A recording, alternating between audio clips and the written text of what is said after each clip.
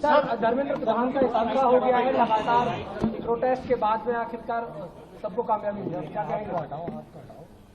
ये कामयाबी है हक की झूठ के ऊपर। ये कामयाबी है उन तमाम नौजवानों की जद्दोजहद और उनकी कुर्बानी, और मैं उनको मुबारकबाद भी देता हूं। और आज का जो तब्दीली पैदा हुई है वो इस बात की तरफ इशारा देता है कि मोदी सरकार अगर ये समझ रही है कि वो जो चाहे कर सकती है, चाहे बुलडोजर से घर तोड़ सकती है या फिर किसी को दबा सकती है, तो इस आंदोलन ने इस बात का उनको खुला पैगाम दे दिया है कि अब तानाशाही नहीं चलेगी। लोकशाही अगर चलाना है तो संविधान के दायरे में जिसको बाबा साहब अम्बेडकर ने बनाया उसके तहत चलाना पड़ेगा। और हम उम्मीद करते हैं कि मुस्तकबिल में, फ्यूचर में कोई पेपर लीक कहीं पर भी किसी प्रदेश में या फिर किसी हमारे देश के नेशनल जो एग्जाम्स होते हैं उसमें नहीं होगा। अभिजीत लिपके कह रहे हैं कि अभी ये लड़ाई बाकी है, अभी तो ये सिर्फ शुरुआत है। क्या कहा आपने? अभिजीत लिपके कह रहे हैं कि अभी तो ये लड़ाई और भी बाकी है, अभी ये शुरुआत हुई है। प्रोटेस्ट भी सर पहला विकेट गिरा है, प्रोटेस्ट खत्म। हाँ, तो लड़ाई लड़ने का इख्तियार भारत के संविधान ने सबको दिया है। और अभी मोदी सरकार के अभी 2 ही साल तो मुकम्मल हुए हैं, तो जाहिर है सबको मिलकर जिद्दोजहद करना पड़ेगा। अखिलेश यादव कह रहे हैं कि इनकलाब की जीत हुई है। अब वो उनके बारे में मुझे सर, अजय राय है कांग्रेस अध्यक्ष, वो कह रहे हैं कि अब धर्मेंद्र प्रधान की गिरफ्तारी भी होनी चाहिए और फिर उसके बाद में जांच होनी चाहिए। कि कोई दूसरे पार्टी का क्या बोलेगा, हमसे क्यों पूछ रहे हैं आप? वो जवाब देंगे अपना। सर, लीडर ऑफ अपोजिशन के पे तो वो बताएंगे। सर, वो बोल रहे हैं कि लड़ाई जो है इस पूरे मामले में जो कार्रवाई है, जिन्होंने लाठीचार्ज किया है पुलिस वालों पे, उनके खिलाफ कार्रवाई होनी चाहिए और एक्शन सख्त होना चाहिए। आपका क्या स्टैंड है? 4 लोगों को पेलेट गन से गोली मारी गई और एक की तो आंख जाए होने वाली है।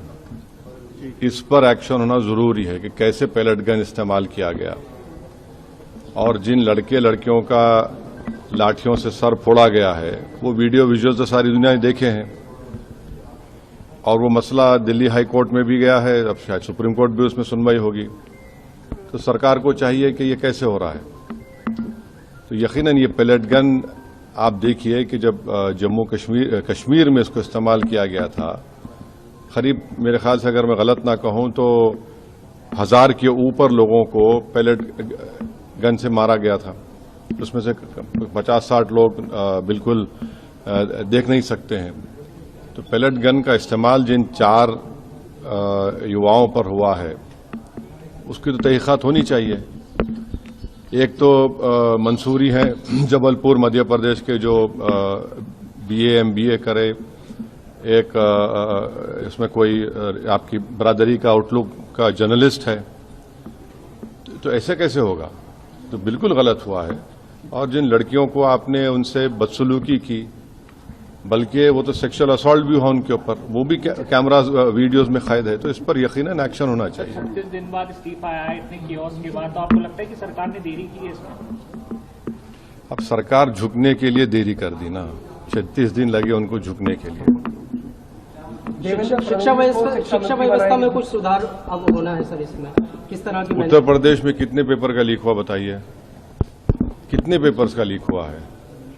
तो हम उम्मीद करते हैं कि ये देखिए, सरकार कह रही है कि 2024 में कानून बनाया पेपर लीक के खिलाफ, उसमें 10 साल और 1 करोड़ का फाइन लगाया। अब आप कह रहे हैं कि 10 करोड़ का फाइन होगा। भाई, पेपर लीक हो क्यों रहा है वो तो देखिए। आप कानून बनाएंगे, ये बनाएंगे। अच्छा, फास्ट ट्रैक कोर्ट तो एक मजाक बन चुका है। 2009 में फास्ट ट्रैक कोर्ट बनाया गया और 2019 से बनाया गया। 2019 से 2026 तक आपको मालूम कितना खर्चा हुआ उसके पर? पार्लियामेंट में जवाब दिया 1100 करोड़ के। और अभी भी पूरे देश में 2,65,000 केसेस फास्ट ट्रैक कोर्ट में चल रहे हैं। अभी बैकलॉग है।